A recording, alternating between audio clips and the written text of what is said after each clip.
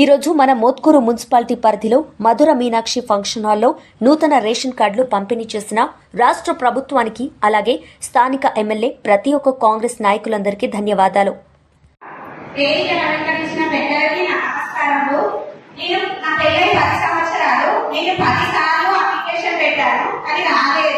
మన ప్రభుత్వం వచ్చిన మొదటిసారి అప్లికేషన్ పెట్టగానే నాకు రేషన్ కార్డు వచ్చింది.